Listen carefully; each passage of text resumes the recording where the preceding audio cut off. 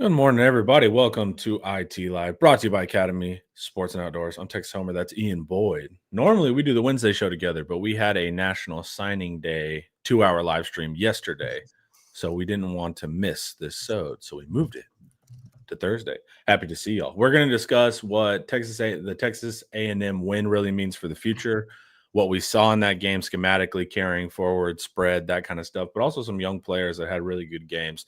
And then most importantly, you guys are talking about the portal in the chat immediately. We're going to talk about the new era of roster building and what the strategy should be at the recruiting level and then, of course, at the portal level. But I want you to go over to Inside Texas. $1 for your first week. New members, come hang out. Awesome board. And, of course, the early offseason is action-packed. So make sure to sign up and come hang out with us. All right, Ian, do you want to start with the future of A&M or do you want to go into roster building? What would you enjoy? Let's do the future real quick because I think it tells us a few things about what they need in the portal. Okay. Let me pull it up. All righty. Really, it's just a way to talk about some of the things that we did well. So your first point was Texas got an early taste of life without Anthony Hill Jr. and Jalen Gilbo. You're worried about that kind of stuff. Things looked good regardless. And, of course, what we saw from Nick Townsend. So, for 10 minutes, kind of let's talk over what we think that game showed going forward. I guess losing Malik Muhammad is the real thing, but they had to play without Gilbo for a lot of this game. They played without Muhammad for some of this game, and it was totally fine, which is very encouraging. Against good receivers. It's good receivers, and and it was also like you would have said, "Wow, Cade Phillips is really coming on." Which, sure. But he dinged something, right? And he was out for a lot of the game. So it was actually Kobe Black and Warren Roberson. Mm-hmm. Warren Roberson has been like the whipping boy of the Texas internet for the last few weeks. Not undeservedly. Yeah. The bad penalties and bad spots like every single week. But he's a dog, and he is sticky in coverage. Yeah, he's a great athlete. If you watch our defensive film study that we dropped yesterday with Drew and Jet, we show a man coverage rep with Warren Roberson, who's able to take a receiver off a switch release across the field, through a pick route in the middle of the field, and still get to his guy and make the tackle. And the coaches like Roberson. So that's why the fans get frustrated. They're like, why is he on the field? It's because he can do that. If you can just clean up some of the dumb penalties on special teams, that time he jumped off sides and pushed the receiver for no reason, if you can clean that up, there's no question about his athletic prowess, his ability to play man and move across the field. So even though fans will kind of cringe when we first say the Roberson stuff on tape, when he's actually in the play on defense, he's very athletic. Yeah. Now, that still doesn't really excuse silly penalties on special teams. I agree. You're not playing man coverage on special teams exactly. But right, we get it. But that's the upside of why he's not just been thrown to the wayside, right? He's an athlete and he's a dog. So flowers for him. This first section is mostly just like, hey, they played very sound on defense. Shockingly sound. Like why suddenly so sound? Yeah. And Roberson, I thought, stood out in man coverage, like we said. And Kobe Black, I thought, stood out in zone. He had a huge hit as a trap corner in Tampa 2. An interception in that same role. An interception in which he went off his guy after he wasn't dangerous and then went and made the pick too. So showed good awareness on that interception. Just good play in zone both times.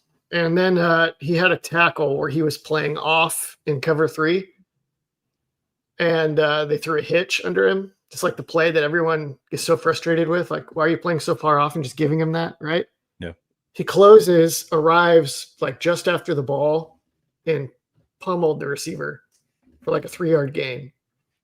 If you give up a 3-yard gain on a hitch route on 1st and 10 and you put in a hit like that on the receiver, that's a win. That's a win on defense. Yeah. That's not a successful play for the offense.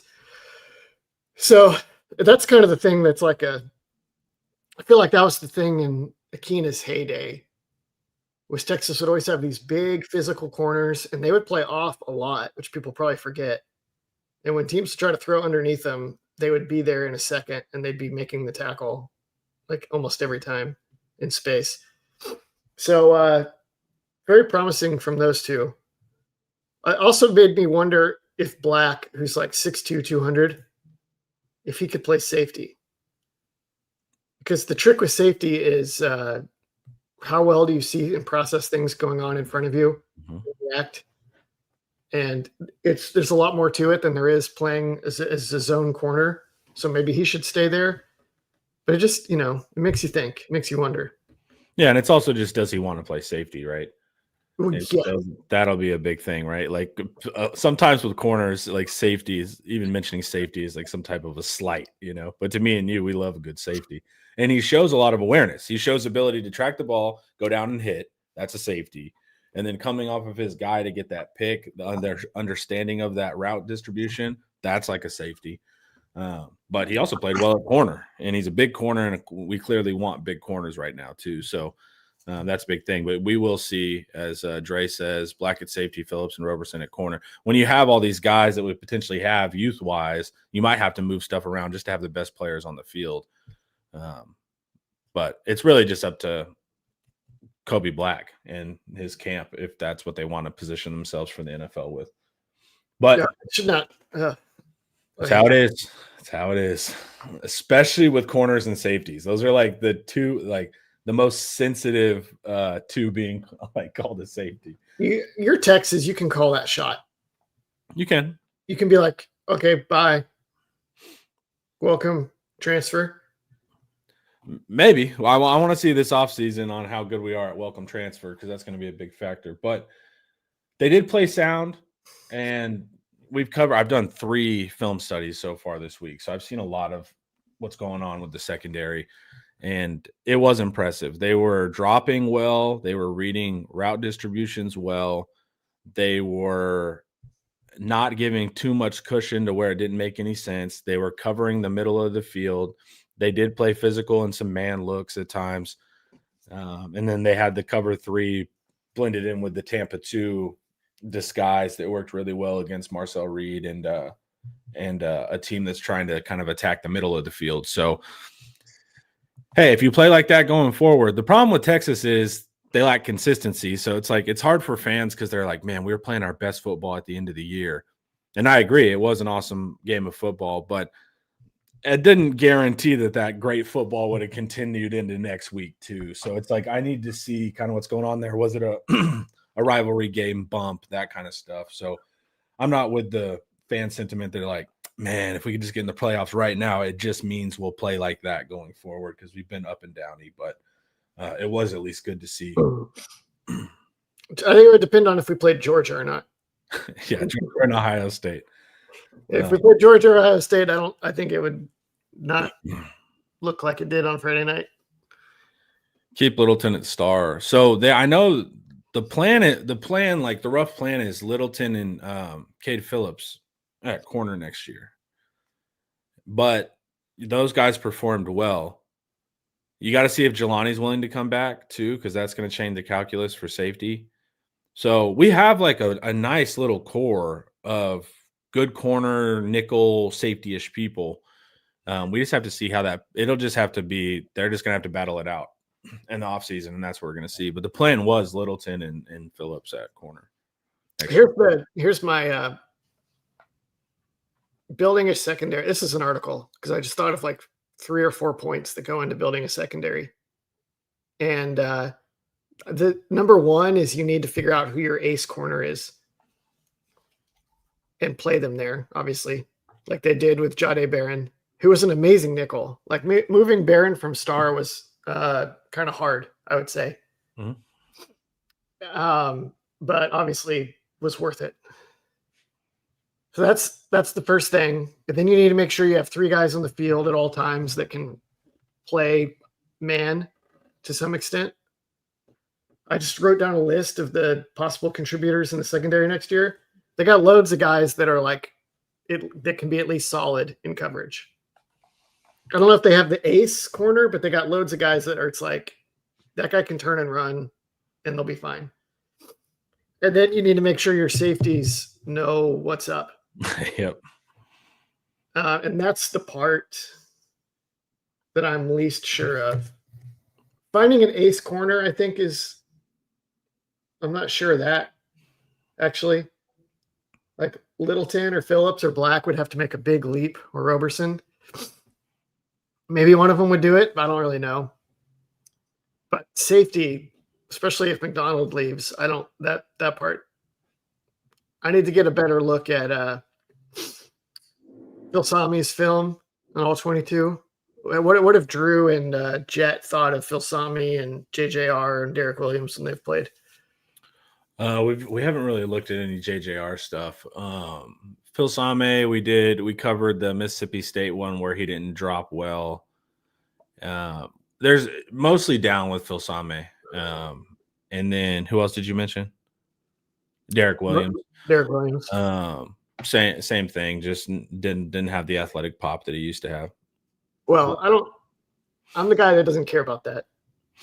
Well, athletes care about it, so they key in on that. I don't. Jet should be in my camp with that. No offense, Jet.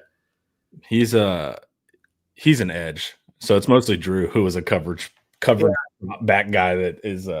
But athletes key into the actual. Well, you should be with me too, man. You played linebacker. You gotta know so much in those middle of the field. But it's like athletes are going to be obsessed with who's athletic, right? Because they want to know. Every athlete wants to know, like, can I beat that guy one-on-one? So they'll look at that, and then it's all technique stuff. So even if the play works well, they don't give you any credit if they thought your technique wasn't good. So that they're much more fundamental than kind of we are. Me and you are more practical. Like the safety doesn't need the athletic pop if he knows what he's doing, type of thing. But here's also the factor. I think safety is going to be a portal position. It might be. That's what we're getting at. Yeah. The best safety on the team this year was probably the least athletic guy in the secondary. Mm-hmm. And JJR, that's what I think of safety. It's such a cerebral spot for me. I don't need low 40 times if they can get there. Yeah. But if you're smart and low 40 times, now everybody's always chasing that though. Mm-hmm. And then you end up with a secondary of like fast guys that don't know what they're doing, mm-hmm. and you suck.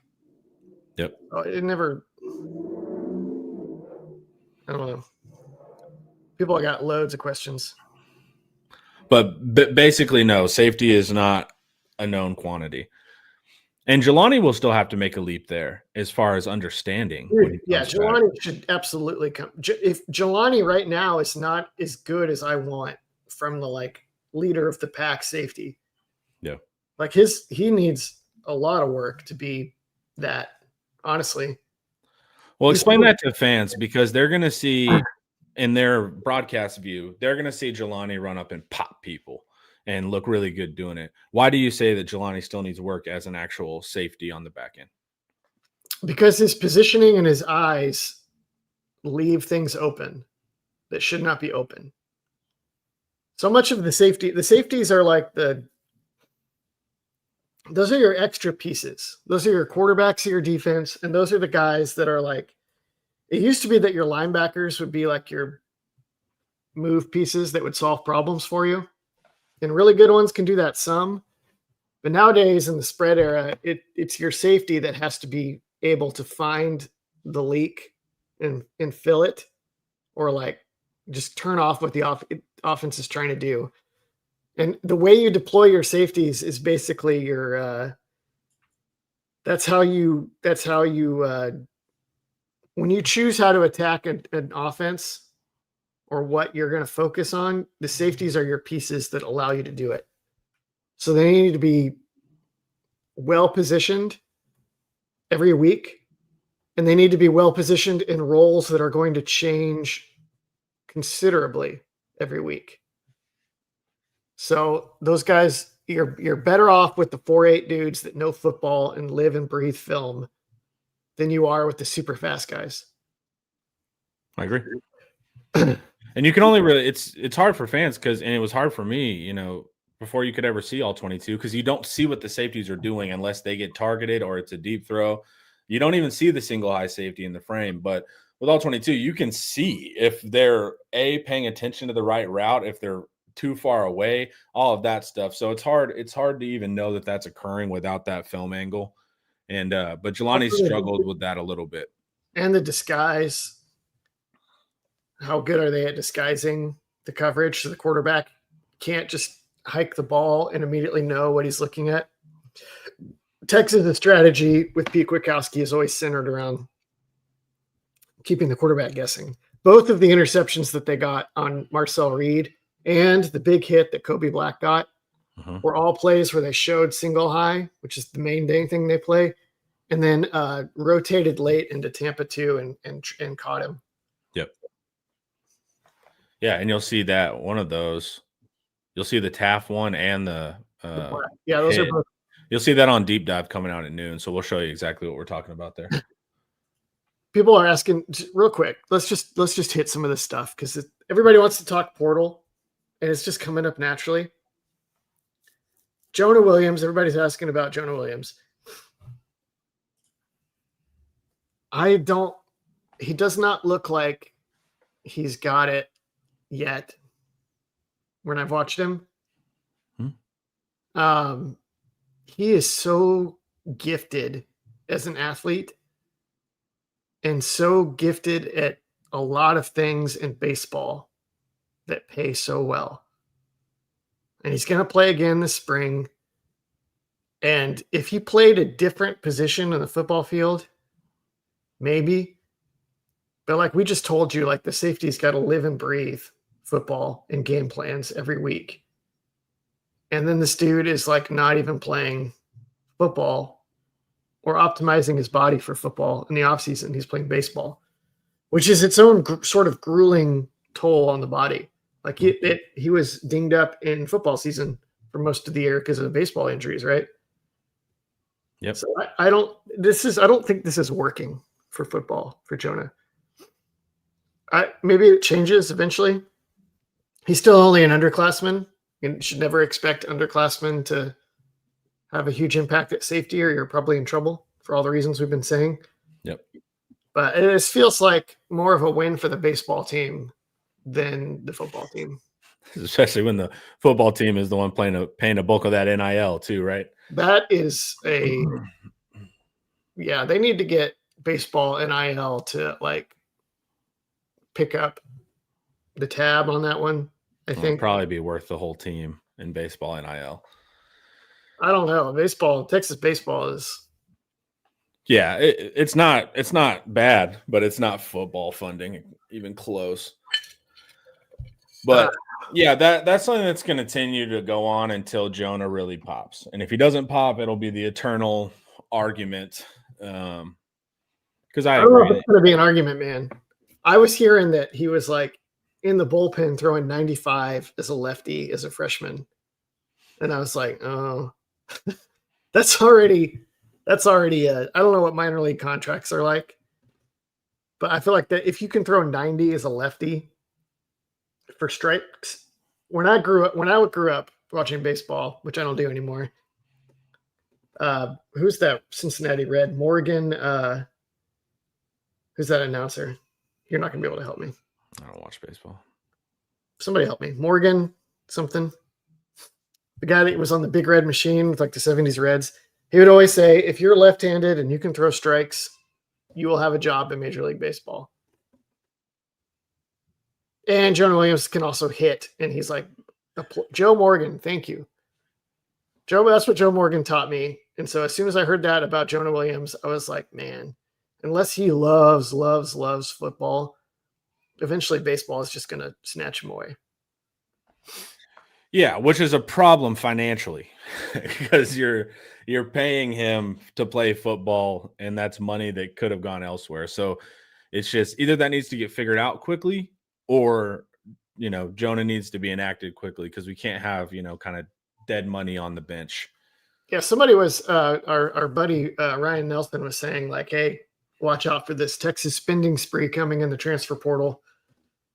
I don't know if that's happening. Yeah. Depends on they have a lot of money tied up in this roster. So it depends on what happens. And a lot of it's tied up in the underclassmen A lot of it's tied up in Jonah Williams, Kobe Black, Justice Terry. Guys who all flashed against A&M, thank God. Yeah. Let's go to the next one. Let's talk about Nick Townsend. Yeah. Nick Townsend, you guys saw the tight end fly sweep he was able to hit, but Ian's hit the right point several times too. What was his official listing? 10.9? 10.92. 10.9, 200 meters. That's faster than most wide receivers, and he's going to outweigh them by 30 to 40 pounds. So He's using him 40. Yeah, and he's a willing blocker. And so the future for Nick Townsend is really bright. He's it seems that he's like the inverse of the typical stud athlete dude at that position.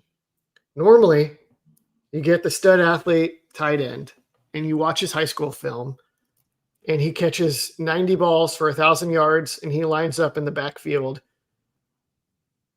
every 10 snaps. And usually it's so he can release on like a run and just catch the ball in the flat or something, right? Nick Townsend's high school film, he was playing both ways at the Caney. I'm pulling him up actually right now. He caught 25 balls his senior year, usually for touchdowns.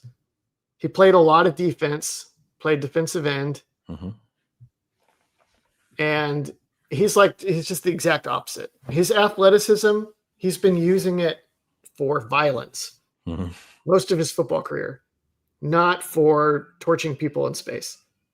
But he can also torch people in space, which we think he can torch people in space. We actually haven't seen it at Texas, but it seems like we haven't utilized it. The one time we put him into space, he cleared the edge with no issues.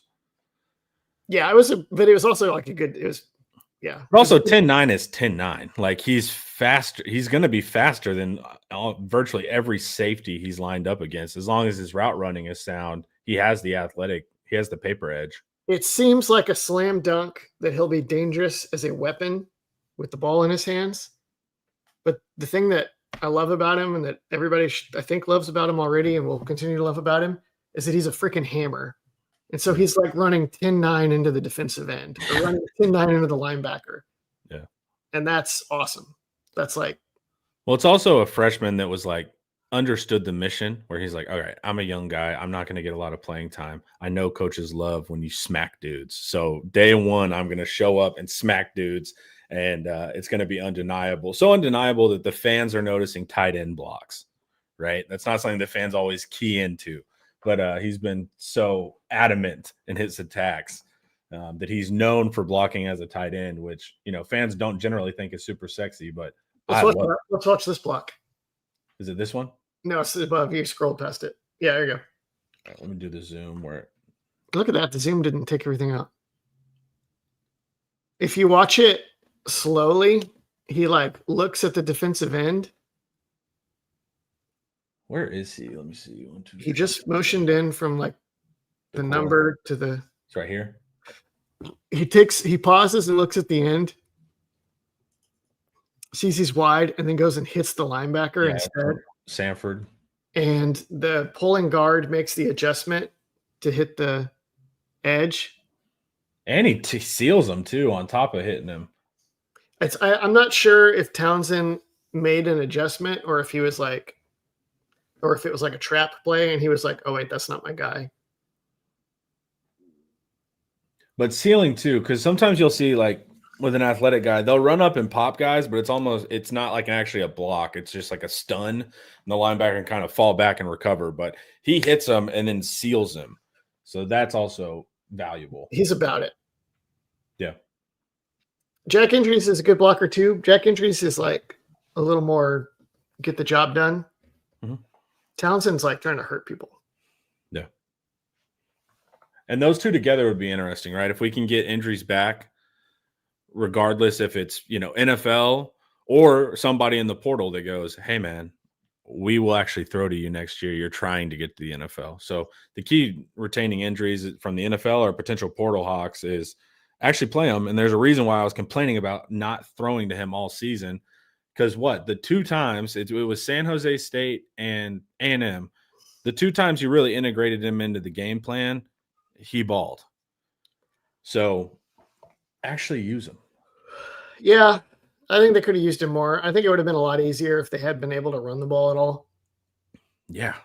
And then they could have gotten – Sark has got so many run-pass conflict designs like tight end leak plays, tight end screens, all kinds of stuff. And it just – I don't think it was able to fully materialize because you could throw run action all day and teams are like, yeah, right. Go for it. Knock yourself out, Texas. Yeah, in order to do – they need to be conflicted for the conflict to work. And you weren't able to do that. Before we keep going, though, guys, let's hear a word from Academy. The holiday season is here, and Academy Sports and Outdoors has the legendary gifts you need at undefeatable prices every day. Shop in-store or online at academy.com to save on gifts on everybody's list. From football jerseys and basketball hoops to fire pits and deer stands, the most wonderful time of the year happens here. This Christmas, give the gift of fun from Academy Sports and Outdoors. Alrighty. Do you want to watch any of these? I think the point is good here that the bigger guys that we've been trying to figure out, Spencer Shannon and Jordan Washington, Sark was like, whatever, man. I'm just going to put my athletic tight ends out there opposed to my inline style bodies. Yeah, they didn't really run the ball very well from these looks, but they shredded A&M throwing from these. And I think it's probably possible to build a good run game with injuries and Townsend as your tight ends, even though neither of them is a true inline guy. Yep. I think you can just I think you can make it work if you want to. So better opposed to what the hell we were doing. And you showed the difference between our 12 personnel running ability versus A&M and our spread set. So it was a big factor. Do you want to look at either one of these? No, it's all right. Cool. Any final things on the future?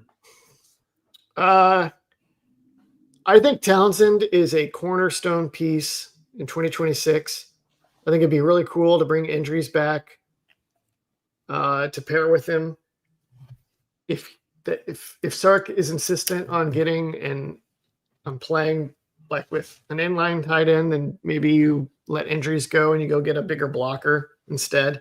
I think it's the other way. I think you let go of some of the guys, not named them, and then secure some type of Midwestern blocker and then integrate them that way. But I wouldn't let injuries go for that. I would let people down the depth chart go, or more than one go. Burt Reynolds says we need a fullback type guy. We don't actually. That's what Townsend is. We need a inline. Yeah. You need the guy with length that can block the defensive end with his hand in the dirt and not with like a head of steam. Yeah. So you can extend the surface and then you can insert your fullback in different spots. As a lead. Townsend can block an end as a fullback, but I don't know about inline. And I don't know if he's really 6'3" either. But you can definitely Y insert him, and he'll go smack a linebacker in the face if you give him momentum. So any off-ball block with Townsend, I feel great about, especially after another offseason. He wasn't even there in spring last year. Yeah. He came in the summer. Yeah. Can turn time be that jumbo tight end until he fills out? Yeah. Yeah, he's got like a big tight end size. It's just how much do you want him learning tight end versus learning his future position? That's really it. Ideally, Spencer Shannon or Jordan Washington could be your inline. Ideally. Blocking tight end. They just need to get better. Yeah, I would prefer to bring that. This next year with Arch, I don't want a ton of projection and if they look better, if they do that. Like, I kind of just want to know. I'm okay the year after Arch playing that game. Like, let's see what the young guys can do. But this next year, I mean, you got one more year, Arch, man. Like, on offense, at least you need to maximize, and you kind of need to know what's up, in my humble opinion. Are you ready to go on to the modern art of roster building? Yeah. I'm thinking about that. The thing is that Texas has so many holes they need to fill that you're going to have to rely on growth and improvement of the roster somewhere. Well, so here's the thing, right? And the questions earlier: is Texas going to be a top spender in the portal? Is Texas going to attack it? All of that kind of stuff.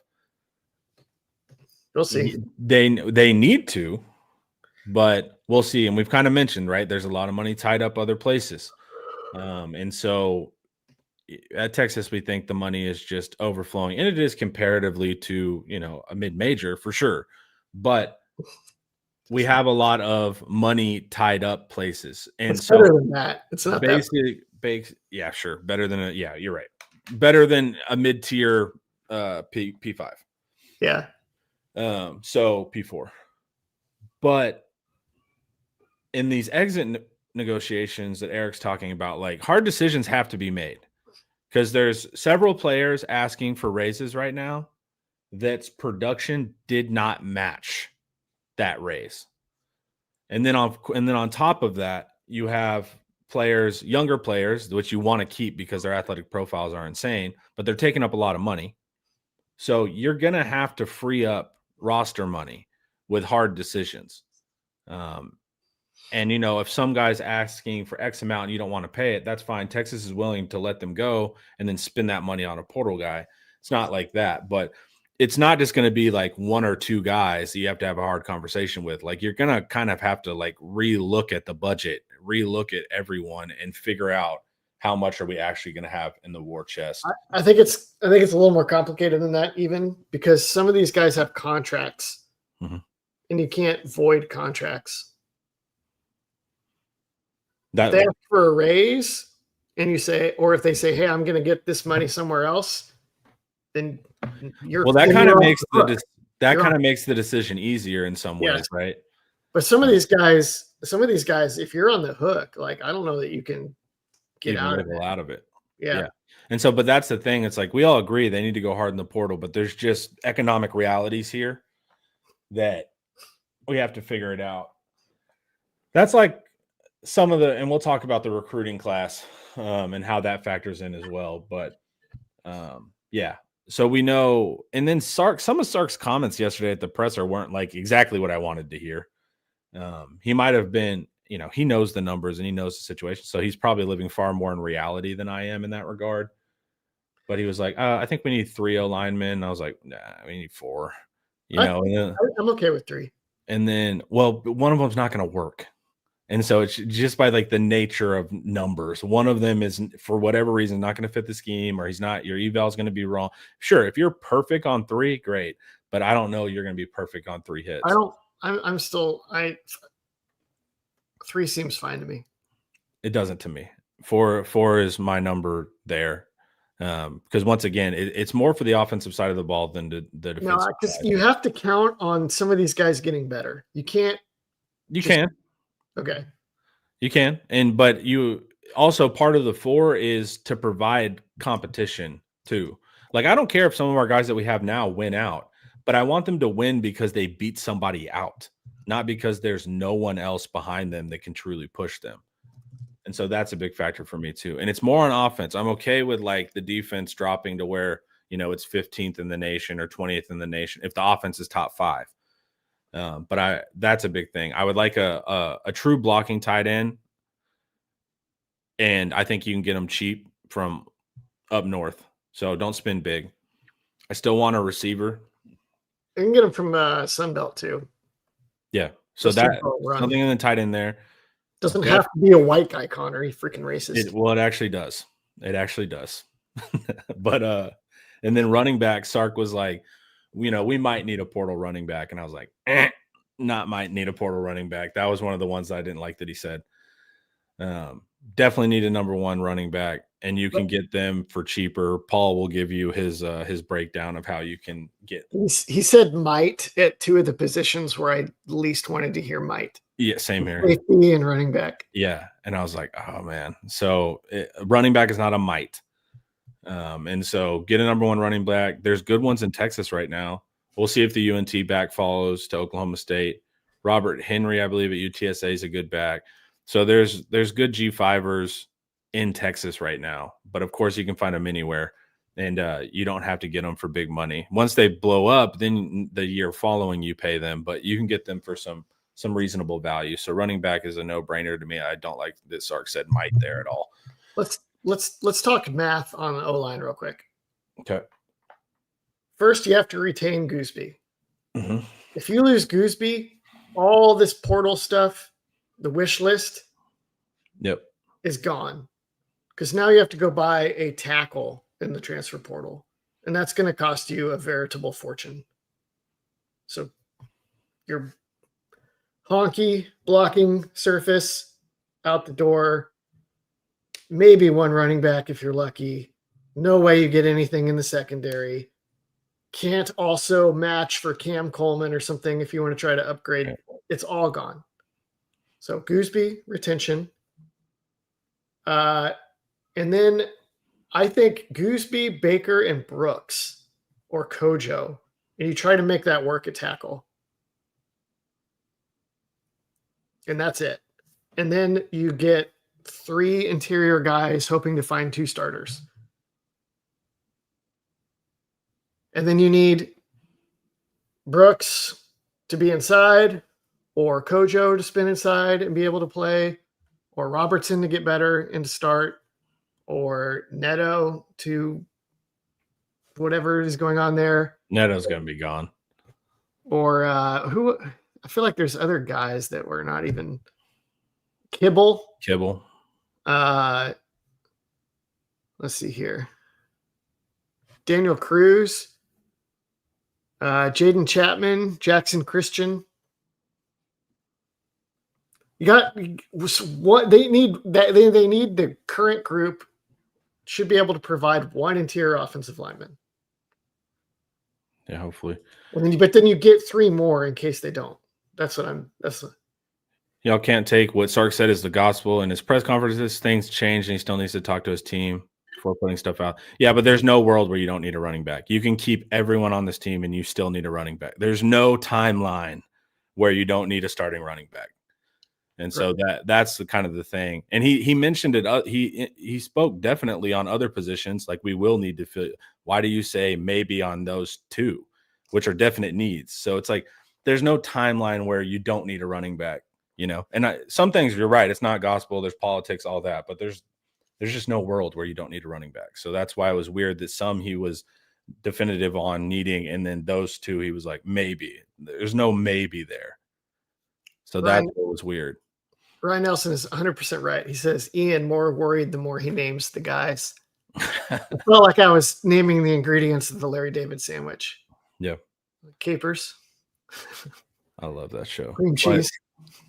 But that's why I want 4, and I get it. It's like, I don't know the rock, but in swing tackle, people argue swing tackle, and I'm okay with that too, to provide competition in the room. Like, do we have a true number 3? But if you keep Baker and Gooseby, what you want to do, those are high NIL players, and they should be. So that's where it's a little tricky. And then Robertson gets better, sure, but also you're like, man, we've seen some of those blocks. I think we'll cover one on Deep Dive that's coming out at noon, where it's like, man, it'd be nice to have a center too, man. Like, so that's where it's like, if you get 3, like you said, you'll probably get 2, and that's my argument. If you get 4, you'll probably get 3. And so I want to cover for any chance of the center not being up to it or whatever. I'm prioritizing guard over center. I would too. Especially like most teams line up their teams do all kinds of stuff nowadays, but most of the like more base formations on defense these days, they line up both the nose and the tackle on the guard. So teams have always been able to get by with like a small, smart guy at center. Mm-hmm. I've seen like amazing offensive lines that had like a 6'1", 290-pound try hard walk on at center, but you got to have. But they got to block. Like, I don't care about their size, but it's like, I don't want them whiffing on blocks. Yeah. But and we're having trouble whiffing on blocks. Like, it's not about your NFL pedigree. I agree at center, but I need you to block that guy and not whiff. All I'm saying is I'm emphasizing guard in the transfer portal. If we start Connor Robertson again next year, I don't think that's going to be the straw that breaks the camel's back. I agree. But once again, it's like I'm going from on the offensive side. I'm going from like good enough like to trying to win a national championship. And so, and so that's why it's like I'm not thinking of this at all from it'll be workable or we can work around this player. It's like, hey man, if you can maximize, absolutely maximize. You have a rare quarterback. We don't know what the future brings, What I think what we're both trying to caution people with though is that I don't know if we have the Cody Campbell spending spree coming that's all in with Arch Manning. I think they actually have to be I think they actually have to NFL this a little bit and make smart, measured acquisitions. Like last year, they got 5 defensive tackles. And it was like, just buy everybody with a DT next to their name in the transfer portal. All of them. Just buy them all and we'll make it work. I don't know if they have that leeway this year because I just don't know if the money is there for that. Yeah. Because they haven't, I don't know what Sark's looking at budget wise, but they have so much money tied up and it's not, unless, some Epstein financier wants to come in and drop 10 mil or something. Then you never let Ohio State off the hook for that. And I appreciate you. But yeah, that'll be a big factor. What do you think about, so we said, or I said at least, blocking tight end, you want 3 O-line, I want 4. I would love 4. I just don't know if I'm having to pick and choose, I think 3 could do it. I think 3 could give even some margin for error. Yeah. 4 is better. They can. Why not 5? But that you are of course 7 would be better, but it's like finding that number right that makes sense with the budget, especially if you want a wide receiver. Do you want a wide receiver to win a national championship, not get 10 wins? Yeah, I go back and forth on this. But yes. Does he need to be Cam Coleman, or do you? Because to me, you can get a wide receiver that doesn't need to be Cam Coleman. Like ideally a number 1, but I'm not bothering unless it's a first, second round kind of guy outside. Does he have to be a known? Doesn't have to be a known, but he needs. Okay. It could be a Matthew Golden. This is what I'm saying. So it's like, okay, so like Cam Coleman's different, right? Because he's going first round, and you're going to pay him like that. My thing is, look, I think you need an early round wide receiver, even in the 3rd, frankly, but it has to be a good eval to where you're not paying the Cam Coleman price and you develop him into that. Now that's a little harder, right? Because it's easier just to pay the guy but they got money committed to Wingo for special gadget player. Yeah, that needs to be Cam Coleman next year. Yeah. So that's going to be kind of the trick is like, I do want a wide receiver because the argument I hear from the non-wide receiver people is that these I keep hearing good enough. These guys are going to be good enough. It's like, guys, we're trying to win a national championship. If we're just trying to be a 10-win team, I agree. It's good enough.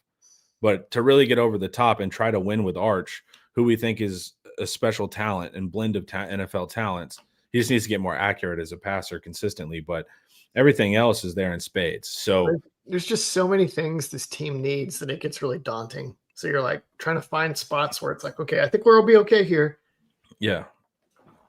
But you run into the good is the enemy of great conversation really quick with like this Texas roster, Yep. Because a lot of it is good enough. But that's not really the metric that we're trying to obtain, especially this next year. So I think you do need a wide receiver. I've been on the other side of you in the wide receiver argument, and I think I'm wrong. I think you got to try to – that's like my whole thesis of college football is that you need knockout power at wide receiver. Yeah, on the part of me wonders, like, does Manning one of the few college quarterbacks that actually bridges some gap and elevates your receivers? I think he might be. He might be. You know who else was? Joe Burrow. And Joe Burrow still had Justin freaking Jefferson and Jamar Chase. So let's try to get that. Yeah. So it doesn't have to be like a known name for sure, but make a read on like an AD Mitchell or a Matthew Golden. If we had And Justin Jefferson and Jamar Chase with Arch Manning or the that'd be sick. equivalent, then you could get 2 portal offensive linemen and you still might be okay. Yeah, the really deadly teams have 2 of those guys. Like I'm asking for Yeah. one. I'm asking for one. I think they can. Yeah, well, I think you get one, and either Mosley, Livingston, or Wingo or whoever elevates, or you just bury teams with your number 2 option is different every See, week. that's exactly where I'm with it on the good enough at number 2. So Yeah, like you can wait for someone to elevate. That's where I'll wait. Like that's fine. I'm okay with that line of logic. I'm not willing to wait on everyone to show up as a number 1 for Arch. So that's going to be the big thing. you So want a sharp tip of the spear. yeah, Yeah, to set everything. Everything else will look so much better if you've got the. and And you, also, okay, it has to be a deep threat. yeah, If you add a dominant, you better have a safety over the top. correct. Deep You want to threat bend coverages with him. to Arch to throw bombs to. Then Nick Townsend becomes a menace on the tight end screen. The running game magically looks a million times better. Livingston is cooking, or Mosley are cooking like second-rate corners on the other side. Wingo is running wide open all over the. Yeah, Yeah. You need it. That guy has to be able to make DCs change and alter out of base game plans. And then that'll open up the rest of the offense. It's not even always about that number 1. You're exactly right. It's getting the other people down. So I think you need a number 1 receiver. It's much harder to evaluate one that you're like, he's going to go in the first round when you don't know. So I'm asking a lot, but I'm also asking a lot and saying I don't want to pay for a known first rounder either. So I understand this is kind of delicate and far easier said than done than what I'm saying. Okay.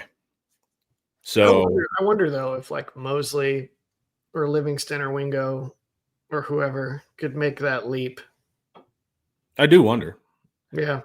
And if we get a number 1 receiver and they do make that leap, guess what? Now we're real dangerous. But I just, for this next year, I don't want to gamble. Here's another problem.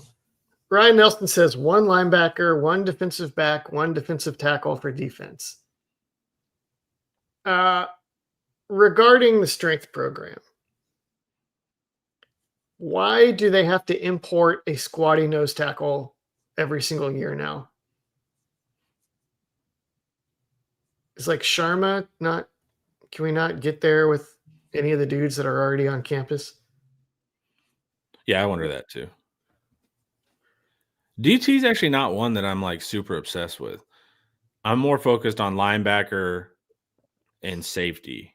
That's another one too, is that everybody's like, go buy this, go buy that. You got to go retain Hero Canoe. Mhm. Keep him out of the NFL. Yeah, you do have to retain him. That's another chunk of money. Yeah, Oh, and also DT, they're trying to do I don't know how you feel about this. Chris Henry as your game plan bending deep threat.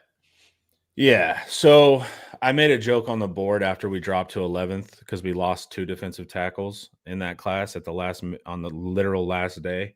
So we Yeah. only really have James Johnson as a true guy, and then maybe Jamarian Carlton at edge growing into like an Alfred Collins kind of 3-techie guy. But True losing those guys had value. And then as soon as we dropped to 11th, I was like, this is where Texas overpays for a big name as a PR move because it looks good at the end. And then 3 hours later, news breaks that they offered Chris Henry a package, right?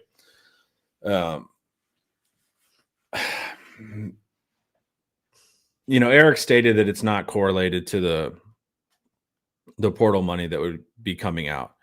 And if, potentially they do get rid of some guys in the wide receiver room, theoretically, that's going to open up money for it. But,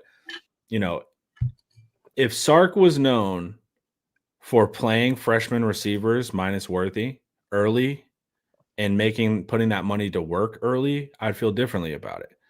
But there's a chance to me that Chris Henry comes in even as an incredible, 6'5" freak athlete human being.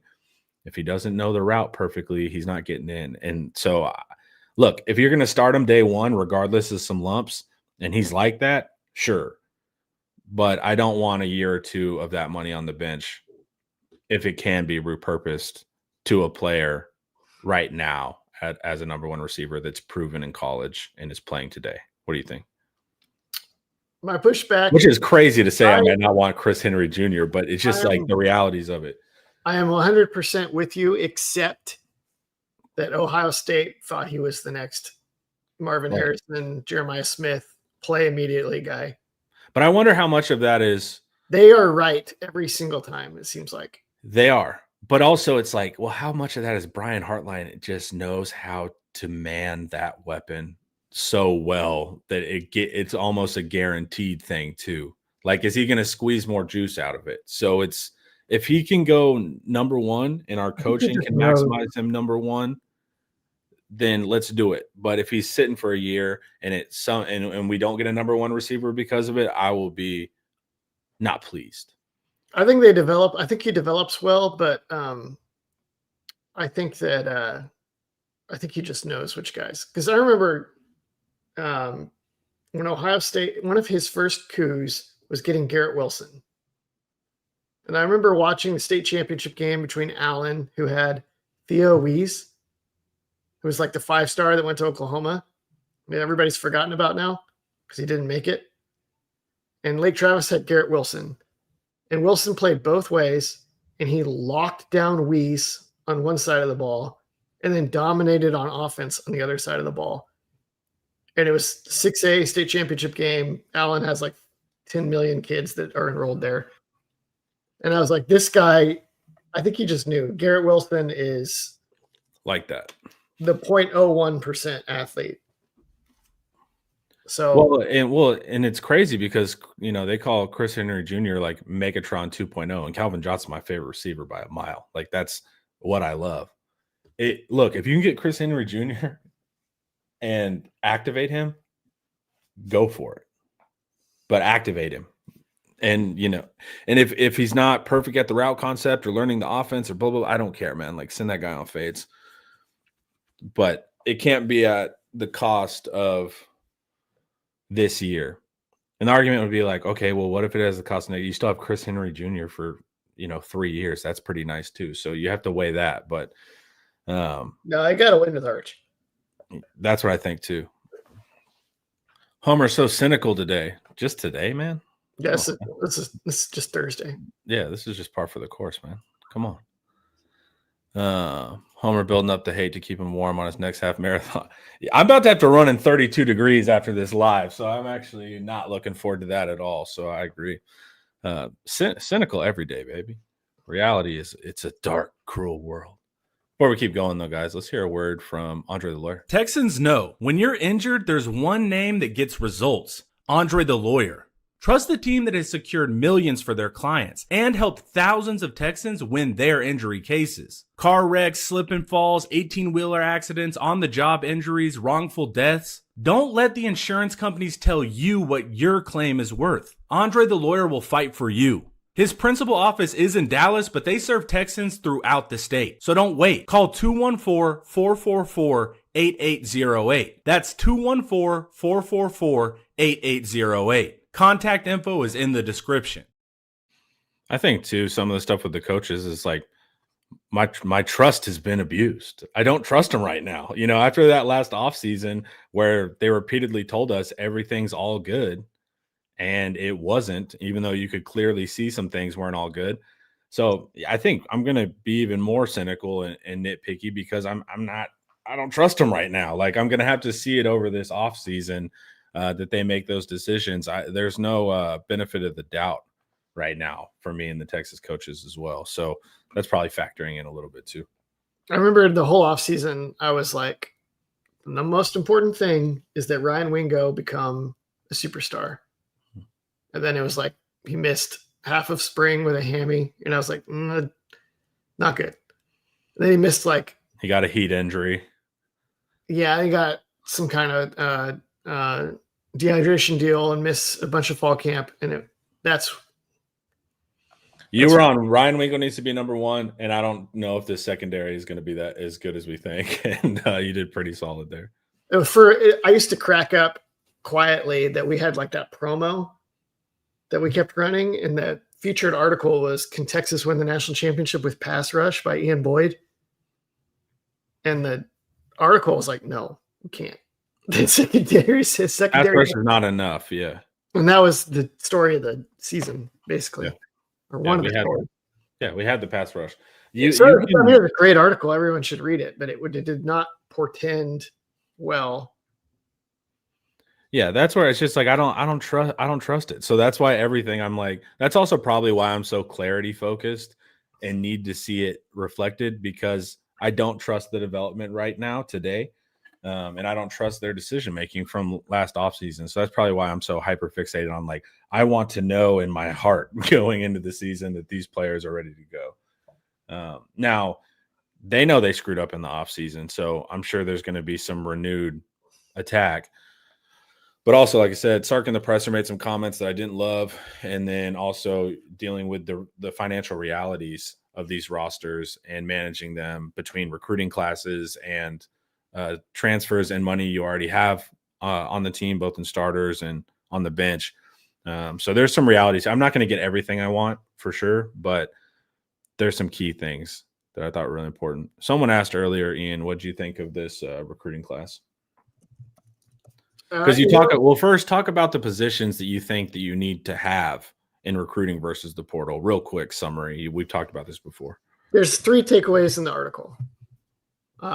Just scroll through them real quick so I can just read them, and then this will inform. 1, you need to recruit your elite big athletes. So your offensive tackles, your defensive tackles, and your defensive edges, those guys are paying big money to a blue chip recruit is actually more cost effective, even with the bust rate, than trying to buy them in the portal when they're already proven stars, because they are such a rare commodity in the portal. So you get them out of high school as much as you can. And it's crazy hard to pry them away from because even any school is going to pay their trench. It doesn't matter who it is. Like a mid-tier Big 12 is going to pay enough to retain that too. So it's super hard to poach those guys. The winners don't struggle to get them on the field, right? Like if you're a super offensive lineman, you're going to play. It's like the team's like, well, we have 5 spots. You're going to play somewhere, even if you're not immediately left tackle. Okay, so we failed takeaway 1 this class because we have John Turntine. That's it. Caden Sure. And we have John Turntine. That's number 1, and he's undersized right now. He's gonna have to put on a lot of weight. I don't give a crap. He won't play that, but I'm saying he's not playing this next year. Yeah, that's fine. And then number 2 on DT, you just only have James Johnson left in the class as a true DT. So failed it. Edges too. Yeah, but I'm 2/3 of it. I don't think they passed that test. Richard Wesley and stuff like that is edge. Texas edge recruiting has been great. I'm not as down on offensive tackle. I feel like people are. Kelvin Banks was like 6'4", and for like a whole year leading up to the draft, everybody was like, he's only 6'4", so 2nd, 3rd round. Does not matter. Length. Turntine has length, and he has raw power. And he has great feet. He was my favorite guy at tackle in the class in Texas. So he may play early as a guard because he could, but I'm okay with offensive tackle. I haven't taken a look at how the numbers because of one offensive. So if you get 1, that passes the test. 1 every year it's not bad. 1 every year and then a project like Scherer, that's not bad. Okay, what do you think about the whole trench class? I haven't seen how the numbers shook out since they lost Cleveland and Wells. Okay, so they only have 1 defensive lineman in this class. Let me take a look here. It's James Johnson, and he's a good player. That's not so great. Yeah, that part went a little south on him. Although they did take like 4 last year. So not great, but that doesn't necessarily bother me that much. And next year needs to be better. Well, I think too, I'm stuck in the class that we had with Cam and Campbell and Banks and So now it's just, I think maybe got spoiled with that. But To me, it's not a pass for takeaway 1, in my opinion. Takeaway 2, I agree with. Skill athletes can come from anywhere. You don't want to tying up all your money in blue chip freshman receivers and running backs. We saw this year where that gets you nowhere. You can find them in the transfer portal. You can there's Cam Coleman. There's always guys like that in the transfer portal every single year. And there's also always guys like Ahmad Hardy and Matthew Golden and Emmett Mosley. You can just backfill. And it's probably not cheaper, but it's way more of a sure thing. Yeah, wide receiver in the high school recruiting, unless it's a home run, I don't really care about landing the big receiver at the high school ranks or even running back. You need the room to be filled out. You need to recruit because you need a room. You can't just play one wide receiver. But if you do miss, and it's Chris Henry Jr.'s that can't miss, sure, take him. But generally, you can fill those holes. You just need to recruit solid guys, and then you can cherry on top them in the portal if need be. I think the winning model in the future is going to be getting high upside 3 stars and low 4 stars, and then having good development, and then paying when they turn out to be good, and you have to retain them, and not paying up front as much when you don't have to, unless you have to pay up front for elite size. Ryan Nelson says the Jim Nagy model. I mean, yeah, that was never my problem with Oklahoma's system. I always thought what he was saying with regards to that made perfect sense. All my criticisms of Oklahoma were who's in charge. Did you hear Venables' press conference? How he was talking about Nagy was so weird. They were like, "What'd you think of the class?" And he was like, "I thought Nagy and his staff did a great job." It's like they're parallel organization. Like how he didn't even feel like he was talking about somebody that was under him. He was like, "Man, those consultants we brought in, we just handed over them." That was super weird how he's talking about Nagy. He's like, Nagy and his staff. That's your staff. They should all be our staff did this, but it was Nagy and his staff did a good job. Very weird. I still think that's going to blow up. I think Tate Sandell stopped that from blowing up on them this year. Yeah. I think it would have blown up if not for Tate Sandell kicking 60-yard field goals to win games on the road in the SEC that made their season. Yeah. But I agree 100% on this. Skill athletes can come from anywhere. Also, it feels like the bust rate on elite athletes is higher than it used to be. It does feel like that. I would have to see somebody do a study on it, but I agree. I should maybe do that this offseason. I have 2 theories on why that would be the case. One is that 7-on-7 and camp stuff are teaching kids BS. There's football coaches that'll tell you that. I don't know if they're right or not, but I think there's probably something to it. Kind of like how people rail on AAU.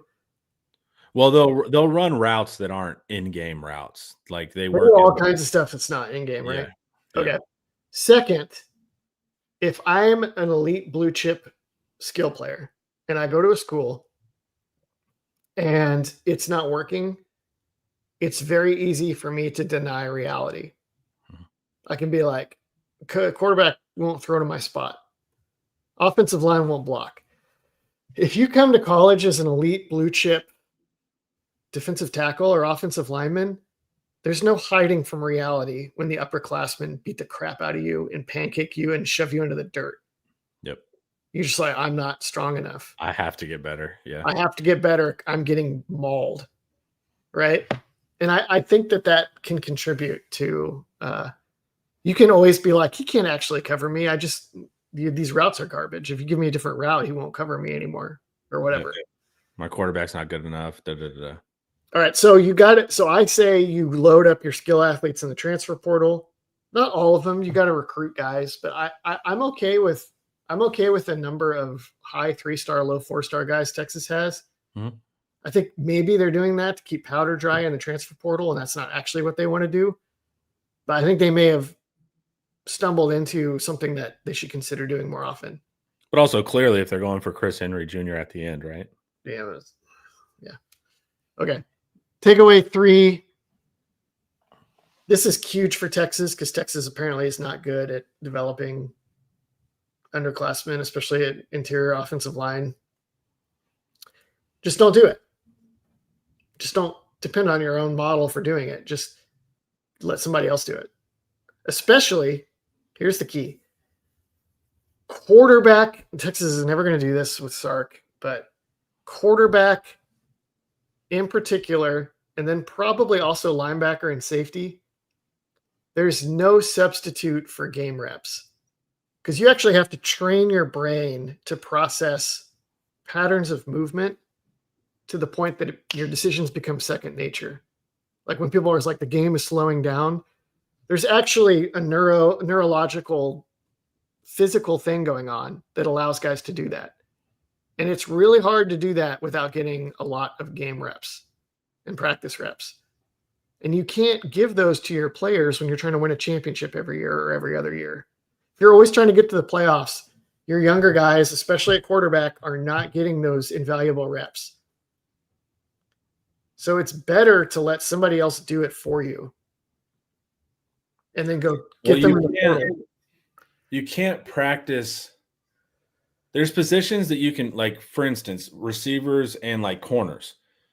I can take a receiver in a corner to a football field, just me, the receiver in the corner, and we can get quality reps that will actually simulate. Linebackers have to be in game. There has to be an offensive line. There has to be a defensive line there. That's the difference. Is I literally cannot practice these positions on my own time. I can practice drops. I can do that, but fitting gaps, being physical, all of this stuff going on, you cannot approximate it. There's other positions you can, special teams stuff you can, kickers can do it, receivers and cover DBs can, but those positions actually need the full picture in order to get better. Specifically the number of bodies and the level of violence. Yeah. Those two things, you can't practice them enough or you'll wear out your people. You can only get them playing games. You have to pay the blood toll to get there. This is So I had this crazy idea where if for a head coach to go and recruit all of the top quarterbacks or the quarterbacks that you like in a given year as freshmen and recruit 0 of them to come to your school. But just go build relationships and then also try to steer them to places where they'll play early and then be like, hey, just remember us in a couple of years. Yeah. Wouldn't that be hilarious and diabolical? Yeah. But I mean, I think you're right. You'll end up doing this at LSU. It's totally a Lane Kiffin kind of snake move. But well, that's what Lane Kiffin said. The portal is going to be their focus even at LSU, which was nice for recruiting battles with Texas against LSU. But Kiffin already said that it's more of a portal game for him, even at LSU, which is interesting. Interesting. Yep. So if I'm Lane, the thing, Louisiana, part of me hates that because Louisiana has all of these like incredible gems all over the state. Yep.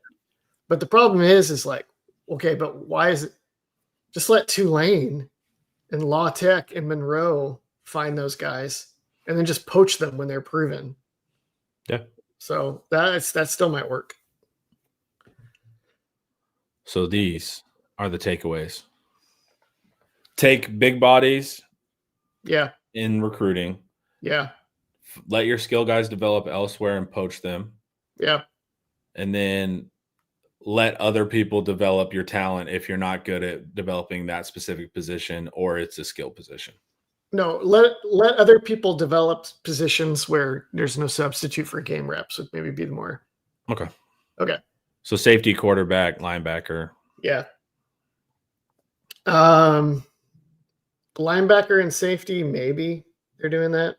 No, they actually took a bunch of guys that they're not really following that. They're definitely not following it at quarterback. They got Diabell. Mm-hmm. I like Diabell. Yeah. Sark's model works pretty well at quarterback. So whatever. It's not how I would do it, but it's fine. Big bodies, not amazing. And if they go get Chris Henry and Derek Cooper, they already got Derek Cooper. They're not really following it on the skill talent either. Although I've noticed they have started taking a lot more developmental 3-star type receivers in defensive backs, And I've actually liked which I appreciate. I liked Chris Stewart. I like Cohen Brown if he ends up sticking at wide receiver. I actually like the wide receiver haul, even minus Chris Henry Jr. I kind of like Jet Walker. I haven't watched Derek Cooper in a while. Derek Cooper's a fun watch too. I'm a little concerned that they just keep throwing freshmen into the meat grinder at running back, and it's just not really working. And now they really need. I don't think Derek Cooper is Sed Benson or Adrian Peterson, where he comes in and runs for 1,000 yards as a freshman, right? Yeah, probably not. Well, that's what they need. Get it from the portal. Like, to me, it's like, it's not and or. You're getting, like, to me, it's like you get Derek Cooper, who's a hell of an athlete, and then you also go get your number one in the portal. That they're going to need a lot of guys to leave, I think, to make that happen. Well, a lot of guys can leave. We'll see how that happens. We'll see if that happens or not. Yeah, we'll see if they have the heart for it. But a lot of guys can leave. My preference would honestly be to get I would want to do something like Ohio State has the last couple of years, where you have like a CJ Donaldson kind of guy who gets maybe like 200 carries and is your main power back, and then still have Trey Wisner and play him a ton too, because he's perfect for the more spread passing deal with Arch, and then let Walker and Cooper and all them develop. But we'll see how it turns out. I want to keep Simon too. I don't care about that. Why? Because I think Simon actually will be a good back if they can develop him properly. He's not that big. I would rather somebody bigger. I mean, sure, but I think he'll be a good back, and I think he has all the factors for it. All right. If that's the difference between getting, I don't think it is the difference. Is my point. Okay. I'm trying not to name players that I think should leave. I'm just telling you who I would like to keep. And there's really only 2 that are on the roster right now that I would like to keep. All right. Simon and Wisner. Good guess, brother. Who knows? If you can read between the lines there. All right. Any final things, man, before we head on out and I have to go run in the freezing cold? Not really. Ryan Nelson and 1 natty is worth future 3-9 seasons. I mean, that's no. Not 3-9. They might be worth. They might be worth some 8 winners or something like that. But I do think though that like I was arguing about the receiver thing with Don of Lux Kitchen and Bath, and he was like, "How much?" I was like, oh, "They do have a lot of guys though," and he was like, $2 million for a Cam Coleman. How much money are you going to get on the other side if you win a national championship? You have to think about implied odds like poker. Like, the risk might not make sense, but if the price is right, the odds actually do make sense on the back end. So if it doesn't make sense up front financially, but it does make sense on the back end. So you also have to think about the implied odds going on here too. Yep. All righty. Everyone, I want to see you over at InsideTexas.com, the best website in the entire world right now. Number 1 in the rankings. $1 for your first week. New members, come join. We would love to see you over there. Guys, tune in. Deep dive at noon. So you guys will get to see more play breakdown as we discuss scheme. We tell you what we're actually talking about. This live was brought to you by Academy Sports and Outdoors. Have a great day, everyone. Goodbye.